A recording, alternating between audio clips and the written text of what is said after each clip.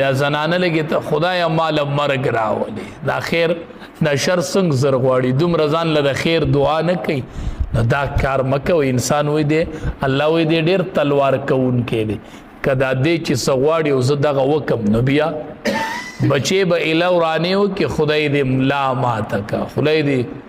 چې په چقېده دې مرګ مړ که دا څومره دا وکان الانسان عجولا الله وي ډېر تلوار دسی تلوار مکوي خیرو کې تلوار مکوي تکړه شي زنانو په نیکو کې تلوار وکړي نیکو دعاګانو کې تلوار وکړي خیره چاته مکوي اگر که غصه درشي نبی کریم صلی الله علیه وسلم چې ډیر چا وقارو ډیر بغوسه شو نو سبوي ما له ترب جبینه ما له ترب جبینه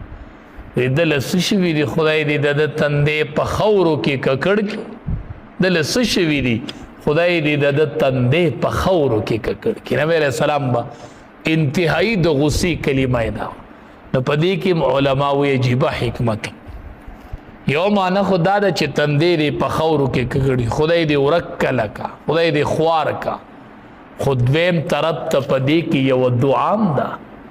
ما له ترب جبینه دل سشوی دی خدای دی د تندې په خورو کې ککړ کی یعنی الله دی ورله د ډیرو سجدو توفیق ورکی چې په مخ الله ته سجدي لګي په مخ الله ته سجدي لګي نو ګوره دا چې نبی علیہ السلام ډیر غصه شو چاته لکه ډیر بچا خپکو غصه بشو نو د غصې کلمه به یو ما له ترب جبینه اوس چې مونږ غصه شو څنګه الفاظ وایو الله اکبر نیکه ولا په قبر کې یادې نیکه په دغه سود نه کیږي چې د بی عزت یو کې نه غپلار او نیکه ولا یادې او نبی علیہ السلام سره به کس مخامخ ناس چې نبی علیہ السلام به تنگ شو کنه د به وقار او نبی علیہ السلام ورته ما له ترب جبینه هغه لس شوی دی خدای دې داغه تندې په خورو کې ککړ کی دسی به ورتم نه وي چې خدای دې ستا تندې په خورو کې ککړ نو ګورا تنکړې به مخامخ کسو او جمله به غایب کستې سه خدای دې داغه تندې په خورو کې ککړ کی دا د علماو لم الله یو شان ور کړي مخامخ چاته سنوي بس کو ډیر تنگ شي خو مخامخ چاتم سنوي عبد الله ابن مبارک رحمت الله علیه بیمار وکنا